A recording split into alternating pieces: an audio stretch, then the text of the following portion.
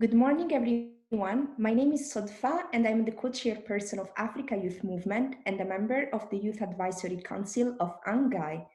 It is my pleasure to welcome you at the first intergenerational dialogue organized by UNGEI, United Nations Girls Education Initiative. This dialogue comes into life in such a needed time in response to the current global pandemic and in the urgency to build a cohesive and intergenerational educational response to ensure that no one is left behind. Earlier this year, the Platform for Girls' Education launched a report on transformative political leadership to drive progress towards our goal, which is 12 years of equality education for all girls. The report also highlights the importance of youth engagement in policy development and dialogue. Here is why today we are really keen in hearing from 3 youth activists who are championing access to education for girls in their communities and realities. Their voices, experiences, and insights will guide us through the discussion. With the global crisis, the UN Girls' Education Initiative began working with the UK government to coordinate a series of intergenerational dialogues to be held with platform members and other high-level leaders to facilitate the inclusion of youth voices in the global policy response to COVID-19, as well as an attempt to meaningfully bring on the table the experiences and stories for those who are digitally disconnected and unable to share their creativity and action in such hard and difficult times. The theme of today's discussion is opening up better and getting girls back to school.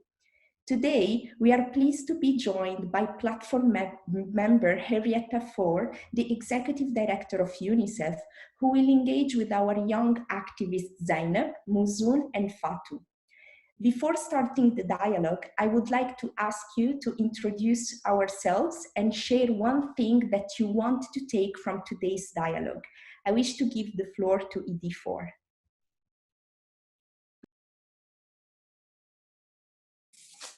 Thank you, Sodfa, very much.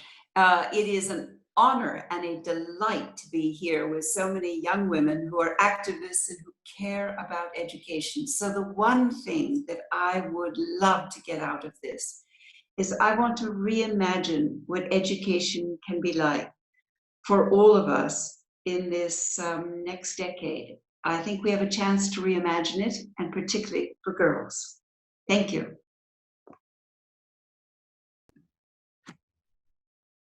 Thank you very much. Muzoon? First of all, I am Muzoon. I am education activist and UNICEF Goodwill Ambassador. So happy to be here with all of you and to hear all of your ideas and thoughts and how we can go forward in this. To be honest, if there is something I want to take, it would be a plan about what we are gonna to do after this pandemic. To support education more, and what can we do to make it accessible for everyone, especially for those who were suffering before the pandemic. Thank you very much, Muzoon. Zaynab? Hi, my name is Zaynab. I am a refugee from Yemen. I'm also a girls advocate, especially youth around the globe, and I work as an immigrant and refugee youth ambassador with Green Card Voices. The one takeaway that I would love and hope to take away from this discussion and dialogue is how can we come together as a human and build a very strong force to do change in the globe. Thank you very much, Zaynab. And Fatu? Hi, I'm Fatu, Sewanasu from Plan International Sierra Leone. I am a youth ambassador. I'm also the regional coordinator for the Children and Youth Advisory Board. I'm working with young people from 14 countries in West and Central Africa.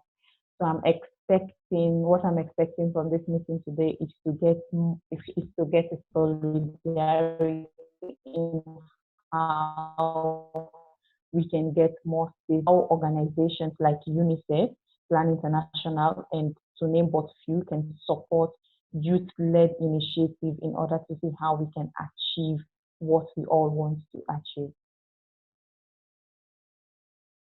Thank you very much, Fatu.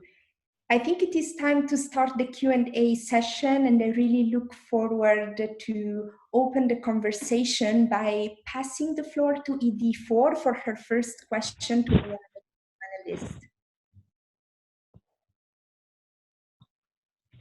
Thank you, Sodfa. So, as Executive Director of UNICEF, I have the chance to talk to many communities, and I know that there are millions of girls out of school.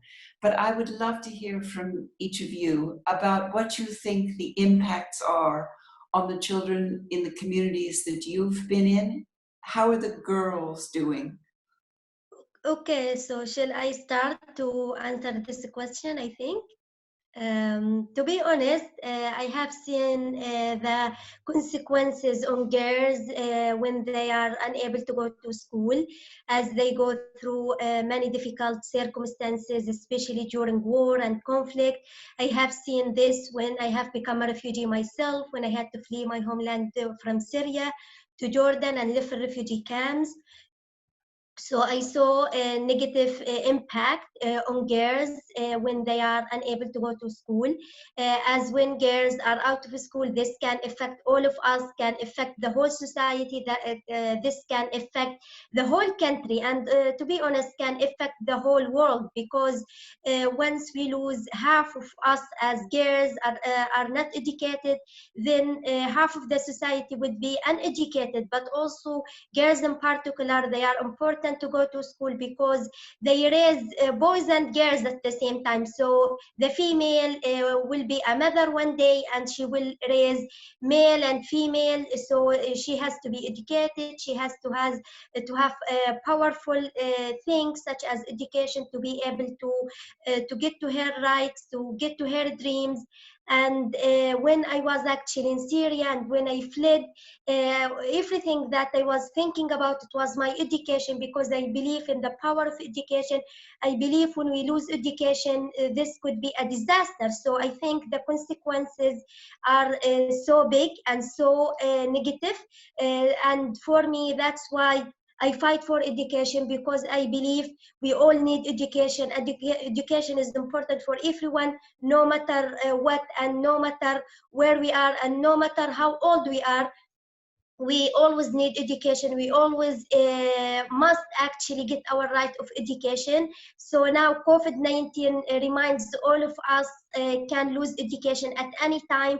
Education cannot be accessible, and in COVID-19 now everyone is suffering. Everyone knows how the loss of education can be impactful, how the loss of education can be something really negative, and we can go through this together, because it is the same experience everywhere.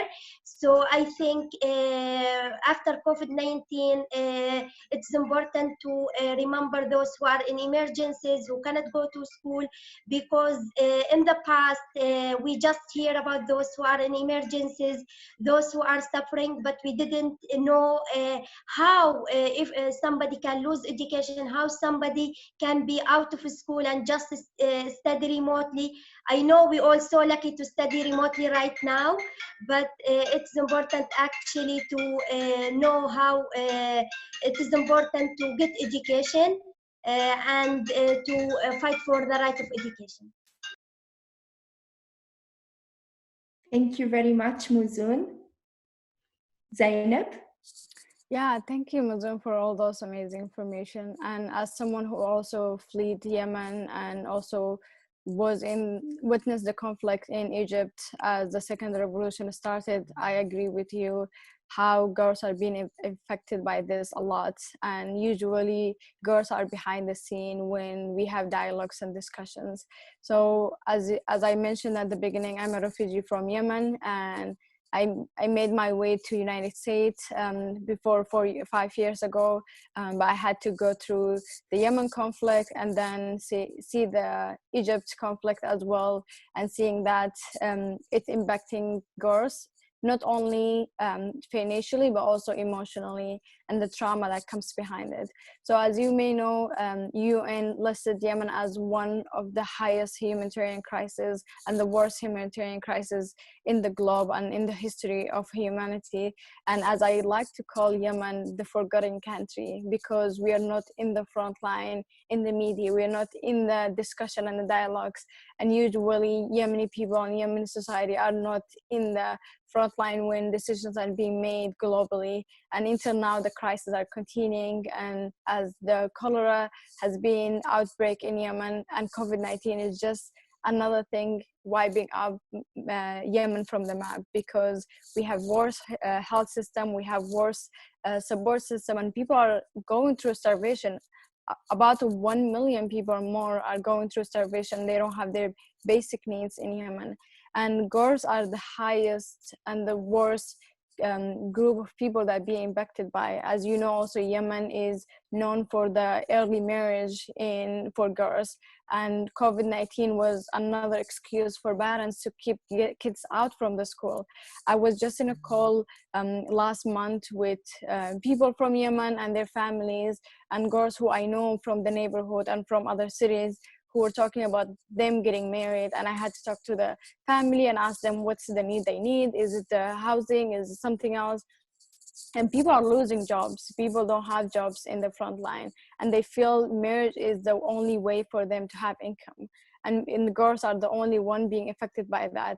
And even if the girls are not getting married in young age, they end up having to be in the house. They end up having to be the breadwinner for the house. They end up being the person also taking care of the family in health-wise, because when an older person gets sick and during this crisis, the girls are the one who are taken care of. And when a school opens, there is that fear of who's not coming back to the school. And those will be the girls who are not going to come back to the school, because they already now are being kept and have different priority that family and relative are expecting from them and society than going and getting education. And we need to see those individuals' story. We need to uplift those story to see how can we move forward from this and how can we do those changes. And Yemen is one example of how girls are being affected, but we need also to look at refugee camps and how COVID-19 is hitting very strongly on the refugee camps. And I will let Fatu talk more about also what's going on in her region.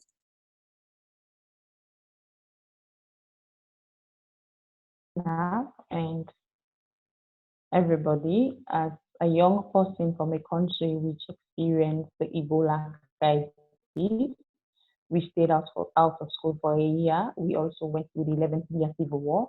So a few days ago, I was on a call with colleague young people from 14 West and Central Africa countries. We were discussing the impact of COVID-19 on young people, especially girls.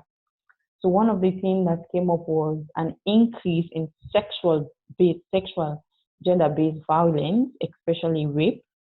At this time, girls are not going to school. They are staying at home. They are staying in the community with people who they don't trust, with people who they don't have believing in, with people who don't know the worth of young girls. So they are just taking advantage of them. And we are also seeing an increase in teenage pregnancy. During the Ebola in Sierra Leone, the rate of teenage pregnancy went so high because girls were not going to school and boys were also not going to school. So this is what we have started to see in Sierra Leone and in Africa, West and Central Africa, that teenage pregnancy is in an increase because girls are staying at home.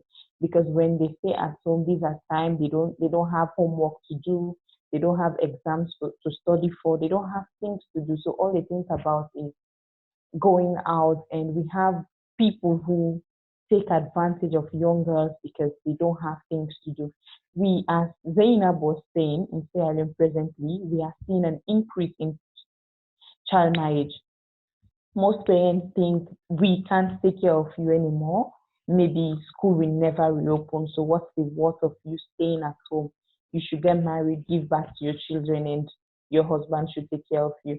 Because our parents are not working and they can't take care of us, they are not educated. The only option they see is to send us to early marriage.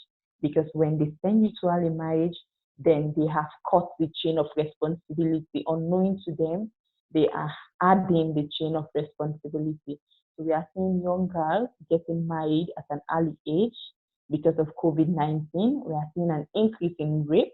For example, if a colleague of mine, we were on a call and we spoke together, and she was like, few days ago in her community, a young girl left home around 7 p.m. to go and fetch water in the river. And the girl was raped by some guys. But if there was school going on, the parents would not have sent that child to fetch water by 7 p.m. because they know she has to study. She has to do her homework. But people are taking advantage of the situation. So it's really hard trending, and COVID-19 is really impacting the lives of girls in Sierra Leone and in Western Central Africa.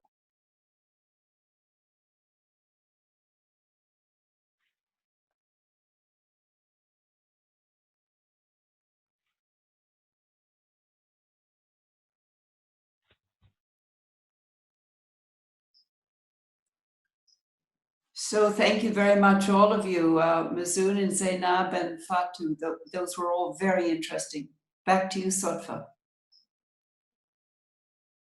Thank you very much for your answers.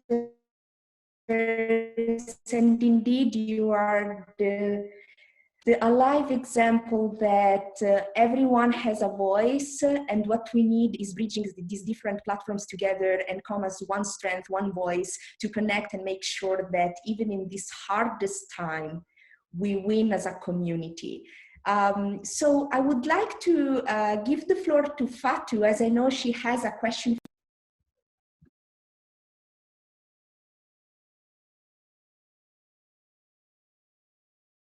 Thank you very much. My question is going to Edith Fore.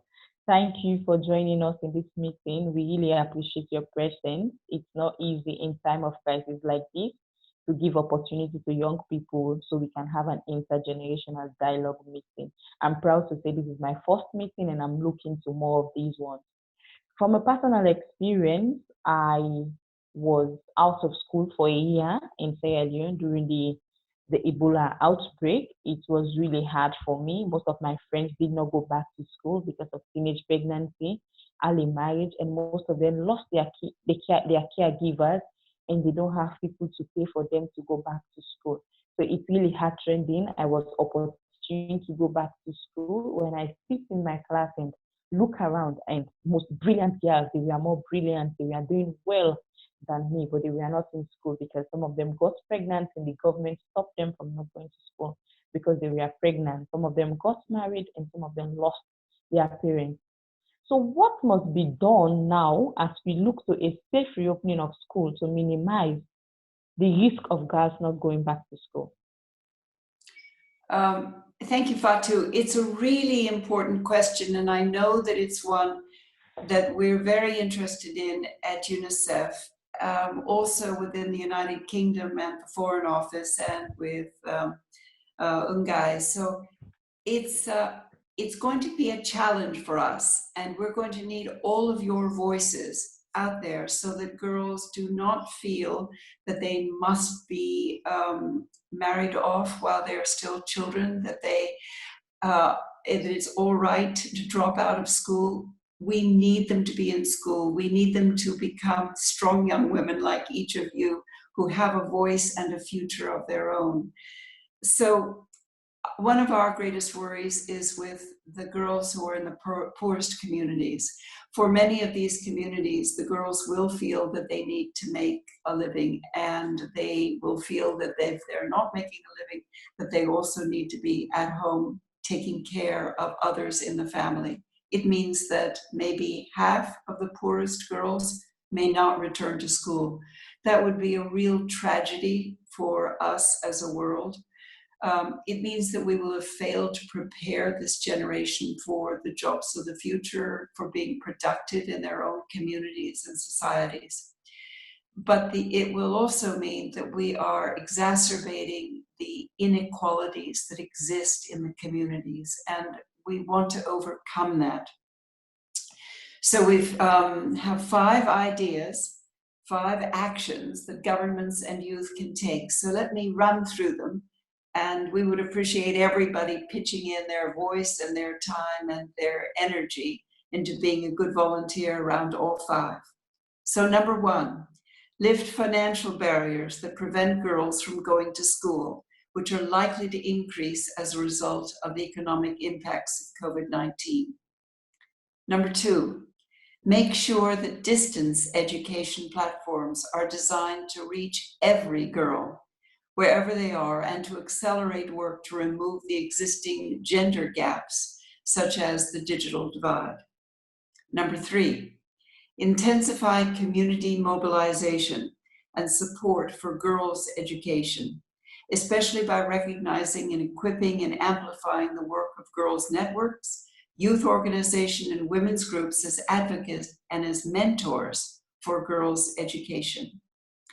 Number 4, prioritize girls' safety and protection while on remote learning platforms, as well as they transition to the return to their school. And number 5, ensure meaningful participation and leadership of adolescent girls in the design and implementation of solutions that work for them, recognizing them as effective and creative partners in the COVID-19 prevention and recovery efforts. And part of this is encouraging them to be volunteers. In countries like Côte d'Ivoire and Guatemala and Jordan, UNICEF is working with governments and girls to implement these 5 actions, facilitating the return of all girls to school when reopening begins.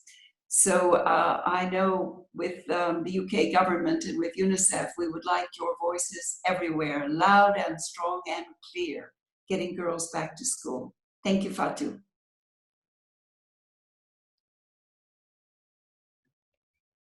Thank you very much, Fore, for your answer. We know that UNICEF, UNGEI, and the members of the platform are in the front line to ensure that access to education in these hard times is treated as a priority. And even more, we are very happy that you have mentioned the digital divide, which means the inclusiveness of your measures to make sure that the girls in conflictual settings are treated in a priority, to make sure that getting back to school means ensuring their safety, including far from harmful practices. Fore, do you have any other question for our panelists? I have many questions, but I will just go with one. So there are youth-led networks that each of you are deeply involved with, and you are working on these issues in your communities. So I'd like to know more how you are doing that. And have you seen some good examples that you could share with us on how some of these groups are addressing this issue?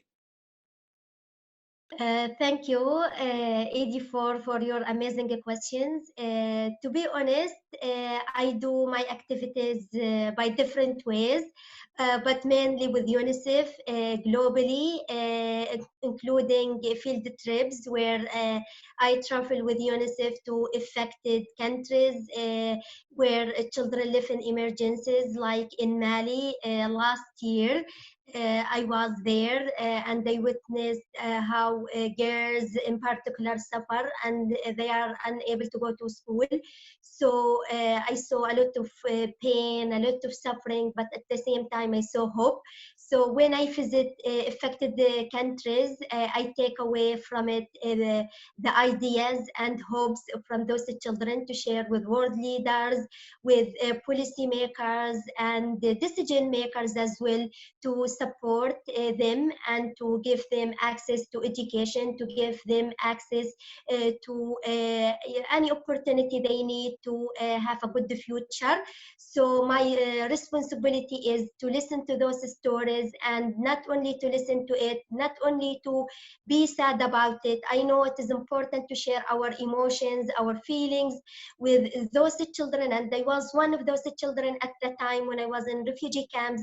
But at the same time, I feel more motivated to fight for them and to encourage world leaders and anyone who is actually in decision making to give them access to their rights, in particular education.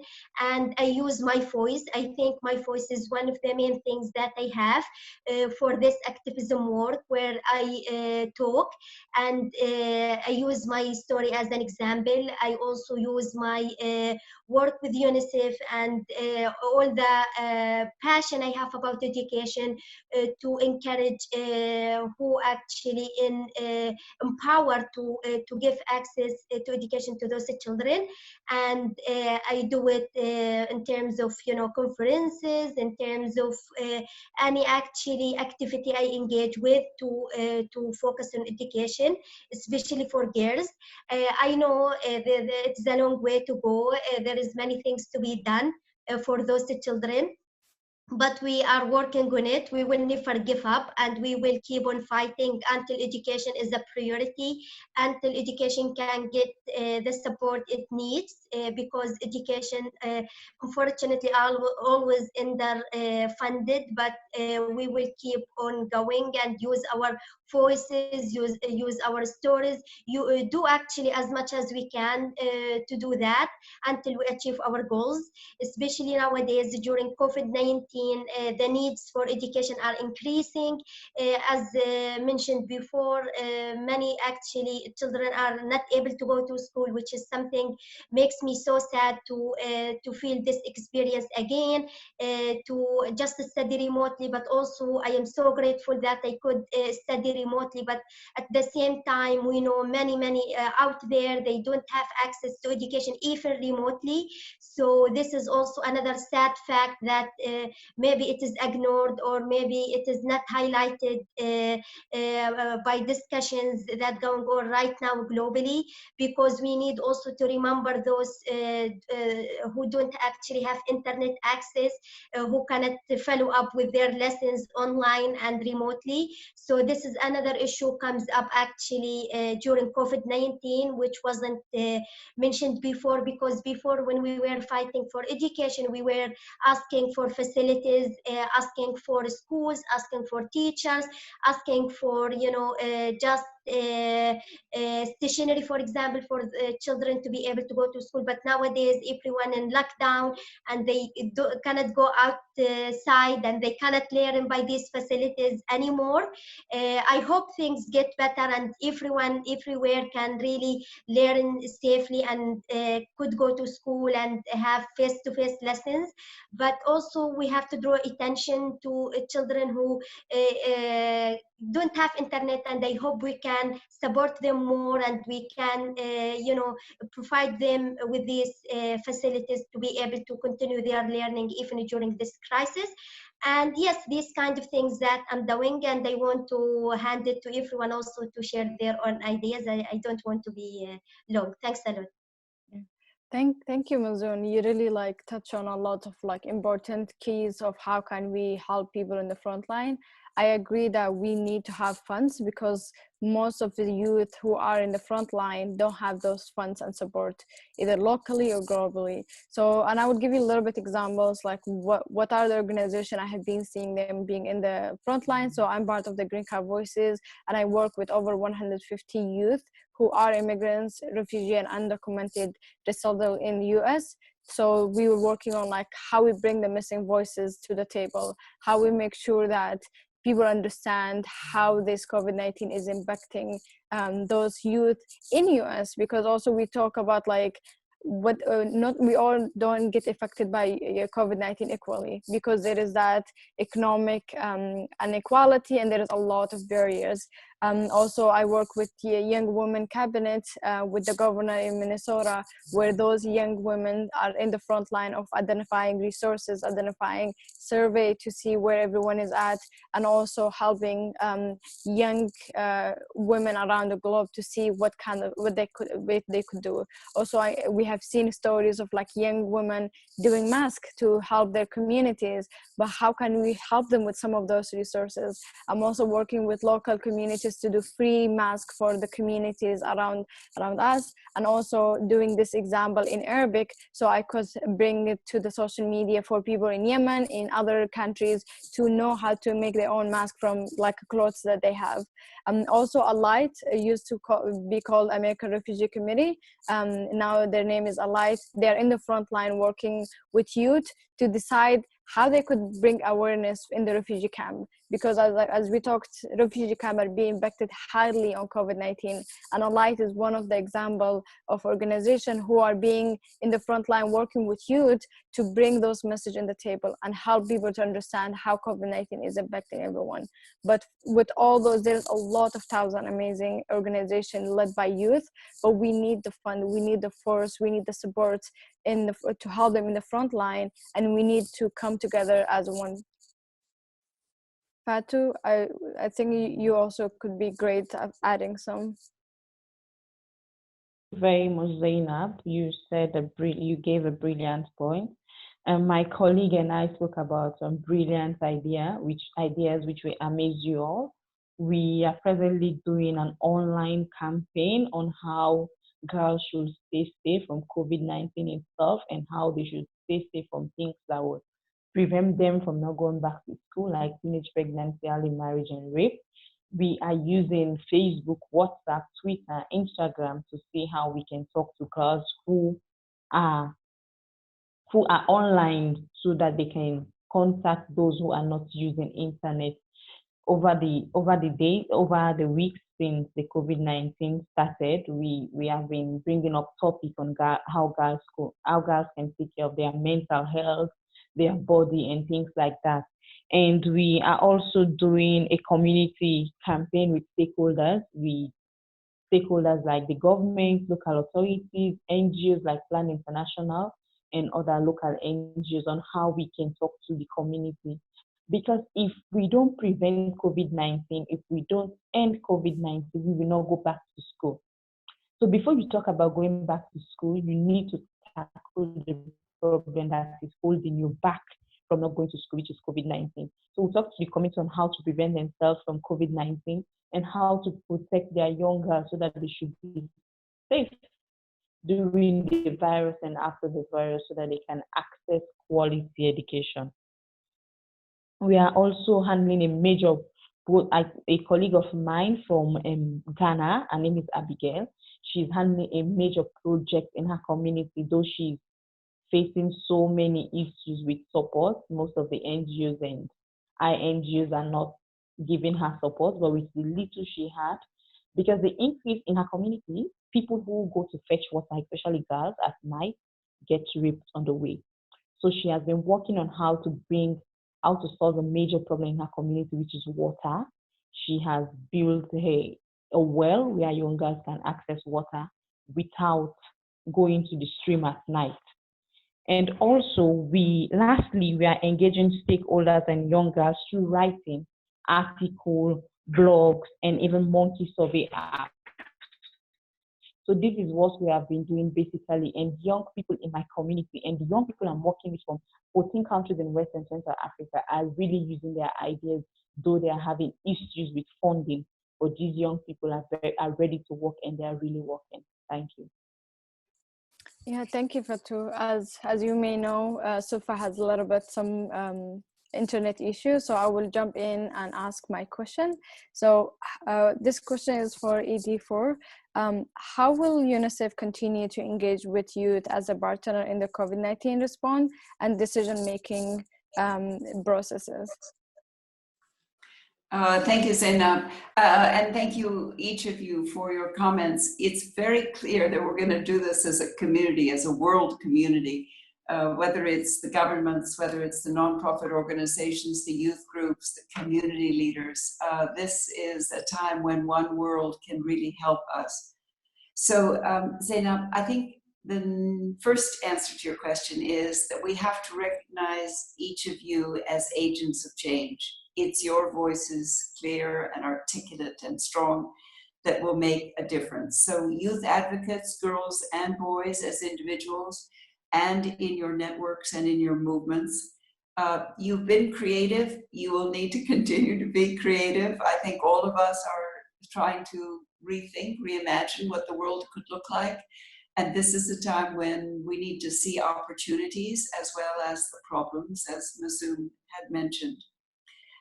We want to also make sure that there is a sense of diversity. There is not one solution that will work everywhere in the world, but there are many solutions that will work in many parts of the world and in many communities. So the voices and the knowledge that young people have of their own communities will be exceedingly important. So that's number one, your voice. The second is there is a movement called Generation Equality, and we are proud to be part of it. It's trying to mobilize a new generation of feminists who will be girls and boys, women and men, and that it will try to focus on the equality for women and girls so that we are all equal in this world, that there are 21st century skills that all of us carry so that we can all be productive members of our society and good citizens. And if we could do that, it would mean that within the grasp of every girl in the 21st century is she would have an equal chance at life. We are also feeling that this is a time that's a golden opportunity. Maybe it is the time of a generation in which we can transform education systems. So we are reimagining what education could look like. By the time you're 5, that you are ready for school. By the time that you're 10, that you can read and comprehend paragraphs. And by the time you're 18, that you have the skills to be able to make your way in the world and to make a livelihood. So how do we do that? What's the psychological support that we would give for your well-being? How do we give you remote education through times like COVID? How do you give it to yourselves so that there's self-education, there's a desire to learn lots of things and online, and that it's easy and simple, and that it's inexpensive, affordable, and available everywhere. We want to reimagine education systems so that girls have equal opportunity and equal number of pathways into the future, so that all of you can thrive in school, at work, and in life. So with that, Zaynab, I turn it back to you. Thank you very much. It really means a lot to hear this response and support from you to us. And I would like to start by asking everyone, and also I could answer the first of what's one thing you have learned from this dialogue, or one takeaway from today. So for me, one takeaway is, in my country there's a saying that says يد واحدة ما تصفقش, which means one hand cannot clap. In order to do change, in order to do effective change in our community, we need many hands. We need people who have the power, people who have the knowledge, people who are on the front line, people who are a part of the community to do that change. So we need all of us in this kind of change. And I could give it to Muzoon, and everyone could answer that question. Thank you so much, Zaynab, and thanks, of course, so much to Fore for this amazing time to be with us and to hear our thoughts and ideas, because this means a lot to us, and we have, of course, learned so much. I cannot really conclude it in one thing, but what I can say is that even during time like COVID-19, we can work together, even remotely, and we can still share powerful ideas, and we can plan for the future, and we must be always positive no matter what. So what I have learned today is that to stay strong and to keep on thinking on ways to support each other, and we always can do something everywhere, even if it is online.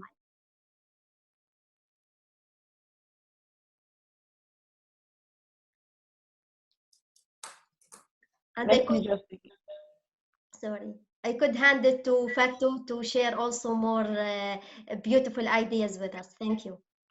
Thank you very much, and thank you all for coming to this very important meeting. Thank you to Fore for taking her time once again to talk to us as young people. And one thing I think I'm taking from this meeting is that we can never achieve equality without solidarity. We need to work together to achieve what we want. And if we want girls to return back to school after COVID-19 safely, we need to tackle the things now that will prevent them from not going to school. We need to start from the community level. There is a saying which says, those who, me that I'm having the shoes, I know how it bonds. I feel it more. You can't do it without me. It's a high time we try to engage young girls, young people, to see what they want and what really they want NGOs to do for them. Then we can tackle all the issues we have been saying about. I wish you all a stay safe, and thank you all for coming to this meeting. And if you want to share anything, Fore, feel free to share any takeaway. All right, so let me add in two thoughts. One is, I am reminded by all four of you that my girlfriends were the most important for me when I was growing up. So if each of us every day can encourage one girl to go back to school, to have the strength and the passion and the drive and the purpose to just learn, it will mean a lot to our world. So a girlfriend is the one that you will listen to. And the second thought is, from each of you, you've been on the front lines, but you also know what it's like if you're in the back line, if you're a little bit more shy. We need both. We need those who want to be out front speaking publicly, and we need those who are helping and supporting, who are a little shyer. So get out and volunteer.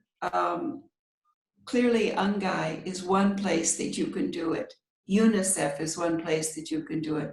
But get out there and volunteer, because each of us can help. So with that, may I just thank each one of you very much for being part of this session. UNGEI is to be credited, so is the United Kingdom and the Foreign Office, for caring about girls, their education, and trying to reimagine it so that we come out of COVID stronger and better for adolescent girls. Thank you very much, Fore. We are looking forward to continue partnering with you, and you are like a very strong and strong global leader, and you are a really role model for all of us to do change and be in the front line. Thank you for everything you're doing. Well, you should all know that you're role models for all of us too. So this is a network, this is a sisterhood, and we're very lucky to be part of it. So good. Thank you all very much. Thank you. Thank you so everyone. much. Thank you.